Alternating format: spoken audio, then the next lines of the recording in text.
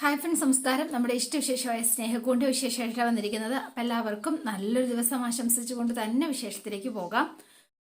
തുടങ്ങുമ്പോൾ തന്നെ കാണുന്നത് നമ്മുടെ ഋതുവിനെയും പാറുവിനെയാണ്. അപ്പോൾ രണ്ടുപേരും ഭയങ്കര സന്തോഷത്തിലാണ്. ദേ ഇങ്ങി വാ എന്ന് പറഞ്ഞൊരു കാഴ്ച കാണിച്ചു കൊടുക്കുകയാണ്.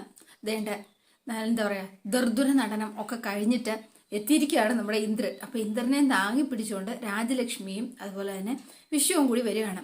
ഇതേ നോക്കിക്കേ എന്ന് പറഞ്ഞ് ഇവരെങ്ങനെ ചിരിച്ചുകൊണ്ട് നോക്കി നിൽക്കുകയാണ് കേട്ടോ. അപ്പം അയ്യോ അമ്മേ എന്ന് പറഞ്ഞ് അലറി വിളിച്ചുകൊണ്ടാണ് വരുന്നത്. അപ്പം വെള്ളം വെള്ളം വെള്ളം കുടിക്കാം മോനെ ഇവിടെ കിടക്കല്ലേ, റൂമിൽ പോയി കിടക്കാം എന്ന് പറഞ്ഞു. അപ്പൊ വേഗം തന്നെ അയ്യോ എടി നിങ്ങൾ എന്ത് കണ്ടോണ്ട് നിൽക്കോടി, പോയി ഇത്തിരി വെള്ളമെങ്കിലും എടുത്തോണ്ട് വാടി എന്ന് പറഞ്ഞു. അപ്പൊ വേഗം തന്നെ പാറു ചെന്ന് കുറച്ച് വെള്ളം എടുത്തുകൊണ്ട് വരികയാണ് കേട്ടോ. അപ്പം വെള്ളം എടുക്കാനായിട്ട് പാറു പോയി അകത്തേക്ക്. അല്ല ശരിക്കും പറഞ്ഞാലേ ഇത്രയും കഷ്ടപ്പെട്ടിട്ട് വെള്ളം കുടിച്ചാലേ ഹാർട്ട് അറ്റാക്കിന് സാധ്യതയുണ്ട്. മിണ്ടരുത്, നീ ഒറ്റ ഒരുത്തിയാ ഇതിനൊരു കാരണം. അവളുടെ ഒരു ഐഡിയ കൊണ്ട് വന്നിരിക്കുന്നു. അപ്പൊ അതേ പാറു വെള്ളം കൊണ്ടുവന്നു, വെള്ളം കുടിക്കുകയാണ് കേട്ടോ. അപ്പം ഇത് കണ്ടിട്ട് ഭയങ്കര സന്തോഷത്തിലാണ് ഋതുവും പാറുവും കൂടി ഇങ്ങനെ നിൽക്കുന്നത്. വാ മോനെ നമുക്ക് അകത്ത് കയറി കിടക്കാം എന്ന് പറഞ്ഞ് രാജലക്ഷ്മി ഇവനെ തൂക്കിയെടുത്ത് കൊണ്ടുപോവാണ്. അപ്പൊ ഇവര് ഇത് നോക്കി നിന്ന് ഭയങ്കര ചിരി. എന്റെ പൊന്നു ചേച്ചിയെ ഞാൻ സമ്മതിച്ചു തന്നിരിക്കുന്നു. എന്റെ പൊന്നോ, കാഞ്ഞ ബുദ്ധി തന്നെ. പിന്നെ പിടിച്ച് നിൽക്കണ്ടേ മോളെ, എന്തെങ്കിലും ചെയ്യണ്ടേ, വാ എന്ന് പറഞ്ഞുകൊണ്ട് ഇവരകത്തേക്ക് പോയി. പിന്നെ കാണുന്നത് സേതുവിനെയാണ്. അപ്പൊ സേതു ആ കുട്ടിയെ വെയിറ്റ് ചെയ്തിങ്ങനെ നിൽക്കുകയാണ്. ശോ, ആരോടെപ്പോ എന്ന് ചോദിക്കാം, ആ കുട്ടിയെ കാണാൻ ഇപ്പൊ എന്താണാവോ ഒരു വഴി. അപ്പോഴേക്കും ദേ മയൂരി ക്ഷേത്ര ദർശനമൊക്കെ കഴിഞ്ഞു വന്നു. ഹലോ എന്ന് വിളിച്ചോണ്ട്, എന്റെ ഈശ്വരാ ദേ വരുന്നു, ആ പിശാശി പിന്നെയും വരുന്നുണ്ടല്ലോ എന്ന് പറഞ്ഞ് വേഗം ഓടാൻ തുടങ്ങുക. ഡോ തന്നെയാ, നിക്ക് താൻ എവിടെയാടോ പോണത്, നിക്കവിടെ എന്ന് പറഞ്ഞു. അപ്പൊ വേഗം തന്നെ മയൂരി അങ്ങോട്ടേക്ക് വന്നിട്ട്, എന്താ കുട്ടി തനിക്ക് എന്താ കാര്യം? താൻ കുറേ മണിക്കൂറായല്ലോ ഇവിടെ കിടന്നിങ്ങനെ കറങ്ങാൻ തുടങ്ങിയിട്ട്. അതിനിപ്പോ തനിക്കെന്താ? ഒരുപാട് അഭ്യാസമൊന്നും ഇറക്കല്ലേ, സത്യം പറയടോ. ആരുടെയായി കാറ്? അയ്യോ ഇതെന്റെ കാറാ. അതിനിപ്പോ അല്ല, തനിക്കിപ്പോ എന്തൊക്കെ അറിയേണ്ടത്? തന്റെ കാറോ? എടോ കാറുണ്ടെങ്കിൽ പിന്നെ താൻ എന്തിനാടോ ഓട്ടോറിക്ഷ കയറിയത്? അല്ല അത് പിന്നെ എന്ന് പറഞ്ഞു. സത്യം പറഞ്ഞു, താനിത് എവിടുന്നോ അടിച്ചു മാറ്റിക്കൊണ്ട് വന്നതല്ലേ? ദേ കൊച്ചേ, പഴയ പോകുന്നവരെയൊക്കെ പിടിച്ച് കള്ളനാക്കിയാണ്ടല്ലോ. ഇതെന്റെ കാറ് തന്നെയാ. ഇനി ബുക്കും പേപ്പറും കാണിക്കണോ തന്നെ? അല്ല ഇതൊക്കെ ചോദിക്കാൻ താനാരാ? മോട്ടോർ വെഹിക്കിൾ ഇൻസ്പെക്ടറോ? താനൊന്ന് പോടോ എന്ന് പറഞ്ഞു. താൻ ഇവിടെ കിടന്ന് കള്ളലക്ഷത്തെ ചുറ്റാൻ തുടങ്ങിയിട്ട് കുറെ നേരമായല്ലോ. ഒന്നെങ്കിൽ താൻ ഒരു കള്ളനാ, അല്ലെങ്കിൽ തനി പോവാലൻ.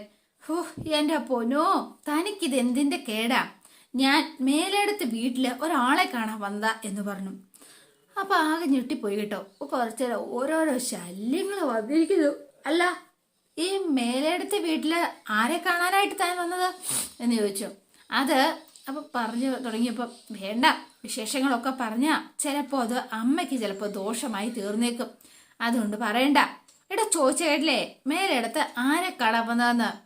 അതിപ്പോ റോഡിൽ കൂടെ വരുന്നവരോടും പോകുന്നവരോടും പറയേണ്ട കാര്യമല്ല. താൻ ചെന്ന് പണി നോക്ക്. സത്യം പറഞ്ഞു, പോലീസിനെ ഞാൻ വിളിക്കും. ഓഹോ, പോലീസ് ഒന്ന് എന്നെ മൂക്കി വലിച്ചേറ്റാൻ പോലെ. താനൊന്ന് പോയേടോ തന്നെ പണി നോക്കി. ഇതൊക്കെ എപ്പോഴൊന്നും വരുന്നടാ, കഷ്ടം തന്നെ എന്ന് പറഞ്ഞ സേതു വണ്ടി എടുത്ത് നേരെ വിട്ടുപോയി കേട്ടോ.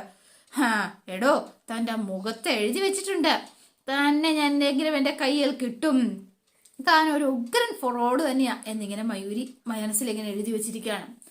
അപ്പൊ സേതു നേരെ വീട്ടിലേക്ക് എത്തി. അപ്പൊ പല്ലവി സേതുവേട്ടാ എന്ന് വിളിച്ചുകൊണ്ട് അങ്ങോട്ടേക്ക് ചെല്ലുക. എന്താ പല്ലവി?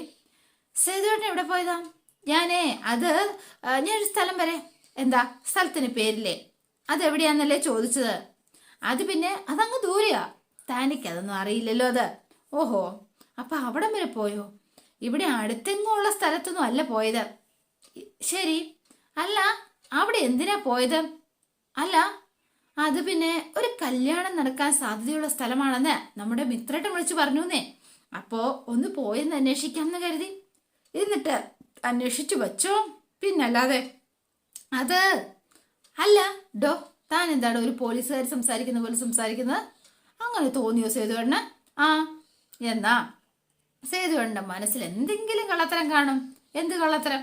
പിന്നെ ഒന്ന് പോയേ എന്ന് പറഞ്ഞു. അതെ, എന്നെ അഷ്ടമൂർത്തി അങ്കിള് വിളിച്ചിരുന്നു എന്ന് പറഞ്ഞു.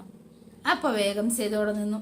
എന്നിട്ട് അല്ല എന്തിനാ അങ്കിള് വിളിച്ചത് എന്നിങ്ങനെ ചോദിക്കാണ്. അല്ല ചിലരെ അവിടെയൊക്കെ കണ്ടു എന്ന്, പിന്നെ സേതുവേട്ടനെ അവിടെയൊക്കെ ചുറ്റിത്തിരിന്ന് കണ്ടു എന്ന്. എന്തായിരുന്നു അവിടെ ഒരു ബിസിനസ് പറഞ്ഞു. അല്ല അത് പിന്നെ എടോ ഞാന് എന്ന് പറഞ്ഞു. ആ കുട്ടിയെ കാണാൻ വേണ്ടി പോയതല്ലേ, അനുജിത്തി കുട്ടിയെ? ശരിക്കും അതെ എന്ന് പറഞ്ഞു. അല്ല അത് പിന്നെ പല്ലവി, ഞാൻ എൻ്റെ പൊന്ന സേതുവേട്ടാ, ഞാനല്ലേ പറഞ്ഞത് പോയി ഒന്ന് കാണണമെന്നും പരിചയപ്പെടണമെന്നും. എന്നിട്ട് എൻ്റെ അടുത്ത് തന്നെ വേണോ ഈ ഉരുണ്ടുകളി? ഷേ എൻ്റെ പൊന്നോ, മനഃപൂർവ്വം പറയാത്താണോ? ദേ ആദ്യം പോന്നു എന്ന് പറഞ്ഞതുകൊണ്ട് പിന്നെ നിന്നോട് പറയാനായിട്ട് ഒരു മടി, അത്രേ ഉള്ളൂ. അതൊക്കെ പോട്ടെ, എന്നിട്ട് കണ്ടോ അനിയത്തിക്കുട്ടിയെ? എവിടുന്ന്? എൻ്റെ പൊന്നോ, ഒരു തലതിരിഞ്ഞ പെണ്ണ് എവിടുന്നോ വന്ന് കയറി എല്ലാം കൊളവാക്കി. തലതിരിഞ്ഞ പെണ്ണോ? അതാരാ? ആർക്കറിയാം. ആ ശല്യം കാരണം എനിക്കിപ്പോ തിരിച്ചു വരേണ്ടി വന്നു. അത് കഷ്ടായല്ലോ. സാരമില്ലടോ, എനിക്ക് നല്ല വിശക്കുക. കുറച്ച് ഭക്ഷണം എടുത്തു തരുമോ? പിന്നെന്താ, ബാ കഴിക്കാം എന്ന് പറഞ്ഞോണ്ട് സേതുവിനെയും കൂട്ടിക്കൊണ്ട് പല്ലവി അങ്ങ് പോവാണ്. പിന്നെ കാണുന്നത് നമ്മുടെ മൂർത്തി വീട്ടിലെ എന്താ പറയാ മേലടുത്ത് തറവാട്ടിലേക്ക് വരികയാണ്. അപ്പൊ ലക്ഷ്മി ഉണ്ട് കേട്ടോ. അപ്പൊ ലക്ഷ്മി കണ്ടപ്പം ഇതെന്താ മൂർത്തി ഇത്ര രാവിലെ? എന്തോ എന്നോട് വരാൻ പറഞ്ഞിരുന്നു വേണു സാറ്, എന്തോ ഇമ്പോർട്ടന്റ് പ്രധാനപ്പെട്ട കാര്യം പറയാനുണ്ടെന്ന്. മേഡത്തിന് അറിയാക്കും എന്നാ ഞാൻ കരുതിയത് എന്ന് മൂർത്തി പറഞ്ഞു. അപ്പോഴേക്കും ശൈലജ അങ്ങോട്ടേക്ക് വന്നു. അതൊക്കെ പഴയ കഥയാ എൻ്റെ മൂർത്തി. മേടുമായിട്ടിനെല്ലാം ഭാര്യ അറിയിച്ചു, അഭിപ്രായങ്ങൾ ചോദിച്ചുമൊക്കെ തീരുമാനമെടുത്തിരുന്ന ഒരു കാലം. ഇപ്പോ അതൊക്കെ മാറ്റം വന്നിരിക്കുന്നു. ശൈലജ ആഗ്രഹിച്ചതും അത് തന്നെയല്ലേ? ഞാനിവിടെ വലതുകാൽ വെച്ച് കയറി വന്നത് മുതൽ അപ്രഖ്യാപിത ശത്രുവായിട്ടല്ലേ നീ എന്നെ കണ്ടിരിക്കുന്നത്? ശത്രുതയ്ക്ക് കാരണമുണ്ട് ലക്ഷ്മി.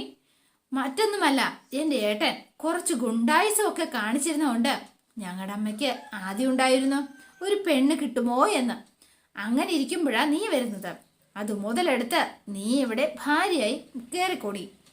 ഒരു തരി പൊന്നോ പണോ ഇല്ലാതെ വന്ന നിനക്ക് രാജസിംഹാസനം. എന്താ ചെയ്യുക? അട്ടിപ്പിടിച്ച് മെട്ടേ കിടത്തിയത് തന്നെയാ നിന്റെ ഭാര്യ പദവി. എന്താ ശരിയല്ലേ? അതാദ്യമേ ഞാൻ മനസ്സിലാക്കി. അതാ നിന്നെ അംഗീകരിക്കാത്തത്. നിന്റെ യഥാർത്ഥ പ്രശ്നം അതൊന്നുമല്ല ശൈലജയെ എന്ന് പറഞ്ഞു. നിന്നെ കല്യാണം കഴിച്ച വിട്ടെടുത്ത് 3 മാസം തികച്ചു നിൽക്കാൻ നിന്നെ കൊണ്ട് സാധിച്ചിട്ടുണ്ടോ? ഇല്ലല്ലോ. അത് മാത്രമോ, നിന്റെ ഭർത്താവ് തന്നെയാ തിരിച്ച് നിന്നെ ഇവിടെ കൊണ്ടുവിട്ടതും. കറക്റ്റ് അല്ലേ, ശരിയല്ലേ എന്ന് ചോദിച്ചോ. ഒരു ഭർത്താവ് തന്റെ ഭാര്യയെ സ്നേഹിക്കുന്നതിൽ നിനക്ക് അന്ന് അനിഷ്ടമുണ്ട്. നിനക്ക് കിട്ടാത്തത് വേറെ ആർക്കും കിട്ടരുത്. അതല്ലേ നിന്റെ പ്രശ്നം. ആങ്ങളെ മരിച്ചാലും സാരമില്ല, നാത്തൂന്റെ കണ്ണീര് കണ്ടാൽ മതി എന്നൊരു മനസ്ഥിതി തന്നെയാണ് നിനക്കുള്ളത്.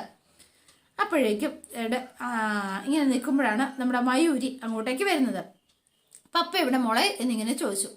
അപ്പൊ വേഗം തന്നെ പപ്പ പപ്പ എന്ന് വിളിക്കുകയാണ് കേട്ടോ.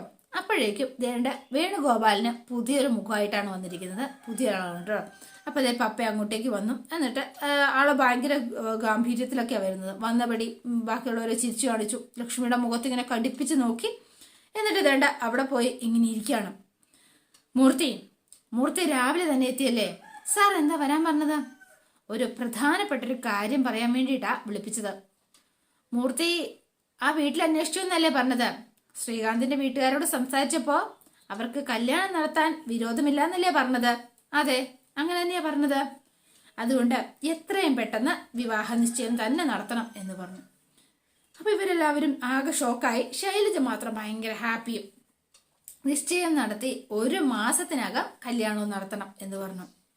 അപ്പൊ ലക്ഷ്മി, അല്ല അതിന് വേണ്ട കാര്യങ്ങൾ എത്രയും വേഗം നടത്തണം. വേണുവേട്ടാ എന്താ ഈ പറയുന്നത് എന്ന് ചോദിച്ചു ലക്ഷ്മി. നിനക്ക് ചെവി കേൾക്കായ വല്ല ഉണ്ടോ?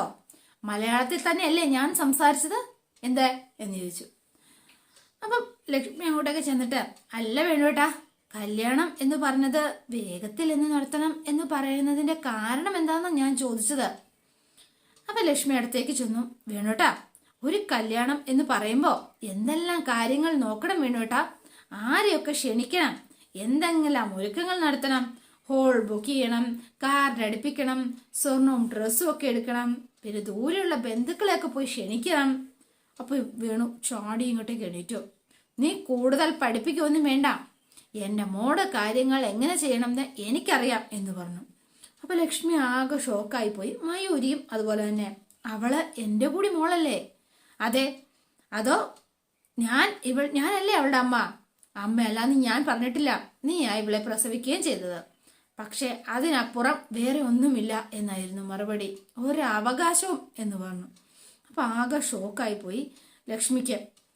അപ്പൊ മയൂരി അങ്ങോട്ടേക്ക് വന്നിട്ട്, പപ്പ എന്തൊക്കെയാ പറയുന്നത്? ഇതെന്താ ഇങ്ങനെ സംസാരിക്കുന്നത്? എന്തിനാ ഇങ്ങനെ ശത്രുക്കളെ പോൽ പെരുമാറുന്നത് എന്ന് ചോദിച്ചു. ഇതിനൊരു അവസാനമില്ലേ എന്ന് ചോദിച്ചു. അവസാനമുണ്ട്, നിന്റെ കല്യാണം, അതാണ് എല്ലാത്തിൻ്റെയും അവസാനം എന്ന് വേഗം പറയുകയാണിങ്ങനെ. ഞാൻ എന്താ പപ്പയ്ക്കൊരു ഭാരമായോ? എന്നെ ധൃതി പിടിച്ചു ഇവിടുന്ന് ഒഴിവാക്കാൻ മാത്രം? എന്താ പപ്പയുടെ സംസാരവും പെരുമാറ്റ രീതിയും ഒക്കെ കാണുമ്പോൾ എന്തോ ഒരു വലിയ ഭാരം എന്ന മട്ടിലാണ് ഈ തിരക്ക് കൂട്ടുന്നതെന്നാ എനിക്ക് തോന്നുന്നത് എന്ന് പറഞ്ഞു. അപ്പൊ കുറച്ചു നേരം അദ്ദേഹം നോക്കി നിന്നിട്ട്, ഒരിക്കലും പപ്പയ്ക്ക് മോളൊരു ഭാരമല്ല കേട്ടോ എന്ന് പറഞ്ഞു. പപ്പയുടെ ജീവനാ മോള്, ഒരിക്കലുമല്ല എന്ന് പറഞ്ഞു. പക്ഷേ പപ്പയുടെ സാഹചര്യങ്ങള് ഈ ധൃതി കൂട്ടുന്നതിനും പല കാരണങ്ങളും ഉണ്ട്. അത് ഇപ്പൊ തൽക്കാലം മോളോട് പറയാൻ കഴിയില്ല. പക്ഷെ മോളെ, പപ്പയ്ക്ക് വേറെ നിവൃത്തിയില്ലാത്തതുകൊണ്ടാ. നിന്റെ നന്മ മാത്രമേ പപ്പ ആഗ്രഹിക്കുന്നുള്ളൂ. അതുകൊണ്ട് മോള് കൂടുതലൊന്നും അന്വേഷിക്കരുത്. മോള് ഈ കല്യാണത്തിന് സമ്മതിക്കണം എന്ന് പറഞ്ഞു. പപ്പയുടെ കൂടെ നിൽക്കണം എന്ന് പറഞ്ഞിട്ട് അദ്ദേഹം അകത്തേക്ക് കയറി പോവാണ്. അപ്പം ഒന്നും മിണ്ടിയില്ല കേട്ടോ. എല്ലാവരും അകത്തേക്ക് പോയി. മൂർത്തിയും പോയി കേട്ടോ. മൂർത്തി പോയി, ശൈലജ പോയി. അപ്പം ലക്ഷ്മി ഇങ്ങനെ നിൽക്കുമ്പോൾ വേഗം മയൂരി എന്നിട്ട്, പപ്പയ്ക്ക് എന്തോ മനസ്സിന് വല്ലാത്തൊരു വിഷമം തട്ടിയിട്ടുണ്ട്. നിങ്ങൾ തമ്മിൽ എന്താ പ്രശ്നം എന്ന് ചോദിക്കുകയാണ്. എന്ത് പ്രശ്നം? എനിക്കറിയില്ല മോളെ, എനിക്കറിയില്ല. അറിയണമെങ്കിൽ എന്തെങ്കിലും വാ തുറന്നൊന്ന് സംസാരിക്കണ്ടേ? എങ്കിലല്ലേ സത്യം പറഞ്ഞ ഇപ്പൊ എനിക്ക് മരിക്കണമെന്നാ തോന്നുന്നത്. അമ്മേ എന്ന് വിളിച്ചുകൊണ്ട് മയൂരി. ശരിക്കും എന്ന് പറഞ്ഞ് ലക്ഷ്മിക്ക് ഈ അവഗണന ഒരിക്കലും താങ്ങാൻ പറ്റുന്നതിലും അപ്പുറമാണ്. ലക്ഷ്മി വല്ലാത്തൊരു ഷോക്കിലേക്ക് കാര്യങ്ങൾ നീങ്ങിക്കൊണ്ടിരിക്കുകയാണ് കേട്ടോ. പിന്നെ കാണുന്നത് പൊന്നുമടത്തിലാണ്. അപ്പൊ വേണ്ട ഹരി ഭയങ്കര കണക്കുകൂട്ടലും എഴുത്തുമൊക്കെയാണ്. ഈ സമയത്ത് അച്ചു അങ്ങോട്ടേക്ക് വരികയാണ്. ഈ എഴുത്ത് കണ്ടിട്ട് കുറെ നേരം നോക്കിയിരുന്നിട്ട്, അല്ല ഹരി, എന്തെങ്കിലും പ്രശ്നമുണ്ടോ എന്ന് ചോദിച്ചു. എന്ത് പ്രശ്നം? അതെന്താ നീ അങ്ങനെ ചോദിച്ചത് എന്ന് ചോദിച്ചു. അല്ല, തനിയെ ഇരുന്ന തലയ്ക്ക് നല്ല സുഖമില്ലേ എന്നെനിക്കൊരു സംശയം. എഴുത്തും കൂത്തും തനിച്ചിരുന്ന സംസാരവും ഒക്കെ കൂടി എന്തോ കാര്യമായ കുഴപ്പമുണ്ടെന്ന് തോന്നല്ലോ. എനിക്ക് ഒരു കുഴപ്പമില്ല. അതെ, വല്ലതൊക്കെ കണക്ക് കൂട്ടി ജീവിച്ചോളവ് മാത്രമേ ജീവിതത്തിൽ എവിടെയെങ്കിലും എത്തിയിട്ടുള്ളൂ. അതറിയോ? ഓ, ഫിലോസഫി. ഞാൻ പഠിച്ചത് ബികോമ. കളിയാക്കാൻ ഇറങ്ങിയതല്ലേ? ശരി ശരി ശരി, പൊയ്ക്ക്. ചൂടാവാതെ മാഷേ, കാര്യം എന്താന്ന് വെച്ചാ ഒന്ന് പറ. അല്ല, ഞാനേ ഒരു കണക്ക് കൂട്ടൽ നടത്തുമായിരുന്നു. അത് മനസ്സിലായി. എന്താ കണക്ക് കൂട്ടിയേ എന്ന് ചോദിച്ചത്. അതോ എടോ, താനൊന്ന് ചിന്തിച്ചു നോക്കിയേ. എപ്പോഴും നമുക്ക് ഈ എന്നും കുന്നും ഓട്ടോയൊക്കെ ആയിട്ട് നടന്നാൽ മതിയോ? പോരല്ലോ, ഒരു കാറൊക്കെ വാങ്ങണ്ടേ? വേണോ? അതിന്റെ ആവശ്യമുണ്ടോ എന്നിങ്ങനെ ചോദിക്കുക. എന്താ അത്യാവശ്യം? അല്ല എന്റെ പൊന്നെ, നീ ഒന്ന് ചിന്തിച്ചു നോക്ക്. നമ്മുടെ കൊച്ചൊരു കുടുംബമൊക്കെ ആവുമ്പോ കാർ ആവശ്യം വരും. ഈ കൊച്ചു ഫാമിലി എന്ന് പറഞ്ഞ ഞാൻ, നീ, പിന്നെ നമ്മുടെ പിള്ളേര്. ആര്? എന്റെ പൊന്നച്ചു, നമ്മുടെ പിള്ളേര്. ബെസ്റ്റ്. ഇപ്പോഴേ ഫാമിലി പ്ലാനിങ് ഒക്കെ തുടങ്ങി അല്ലേ? അതുവേ ഇതറേ. ശരി, ഓരോ മാറ്റങ്ങളെ എന്താണെങ്കിലും കൊള്ളാം എന്ന് പറഞ്ഞ് രണ്ടുപേരും ഭയങ്കര റൊമാൻറ്റിക് ആയിട്ടൊക്കെ ഇങ്ങനെ നിൽക്കാണ് കേട്ടോ. ആദ്യം കാറ്, പിന്നെ വീട്, പിന്നെ എന്നൊക്കെ പറഞ്ഞ ദേണ്ട ഭയങ്കര സന്തോഷത്തിലായി രണ്ടുപേരും. അങ്ങോട്ടും ഇങ്ങോട്ടും കുറേ സംസാരിച്ചു. പിന്നെ കാണുന്നത് രാജലക്ഷ്മിനെയാണ്. അപ്പൊ രാജലക്ഷ്മി ഇന്ദ്രൻ വിളിച്ചിട്ട് അങ്ങ് വന്നിരിക്കുകയാണ്. അമ്മ എന്തിനാ വിളിച്ചത്? പറയാം, ആദ്യം നീ കഥ അടയ്ക്കാം. എന്താ രഹസ്യ? ആ പിശാചികള് കേൾക്കണ്ട. ആരിപ്പോ പിശാചികള്? നീ വാതിലടക്കണ ഇന്ദ്ര എന്ന് പറഞ്ഞു. അപ്പൊ ഇന്ദ്രൻ വാതിലടച്ചു.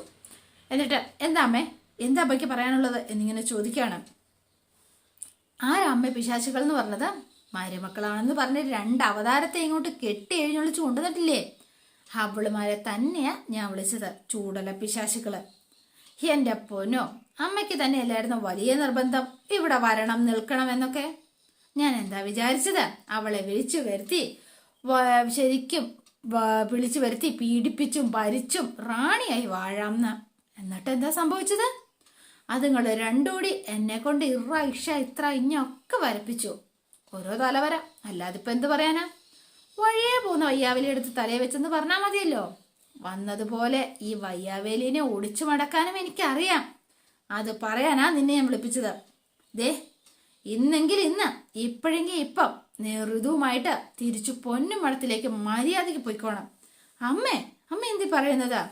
പറഞ്ഞത് മനസ്സിലായില്ലേ നിനക്ക്? അതെങ്ങനെയാ? ദേ ഒരതുമില്ല, എനിക്ക് വയ്യ. എന്റെ പൊന്നോ, ഇനിയും നിന്റെ ഭാര്യ ഇവിടെ നിന്നാലേ എന്റെ കട്ട പുകയായിരിക്കും. അതിനു മുൻപ് ഈശ്വരനെ ഓർത്ത് അവളെയും വിളിച്ചോണ്ട് നീ ഈ പടിയൊന്ന് ഇറങ്ങാനുള്ള ദയവ് അങ്ങൊന്ന് കാണിക്കണം. എൻ്റെ അമ്മേ, ഋതുവിനെ പൊന്നുമടത്തുകാര് അവളെ 2 കൈ നീട്ടി സ്വീകരിക്കും. പക്ഷേ ഞാൻ എന്തു പറഞ്ഞു പോവും? നീ എന്തു വേണമെങ്കിലും പറഞ്ഞു പോയിക്കോ.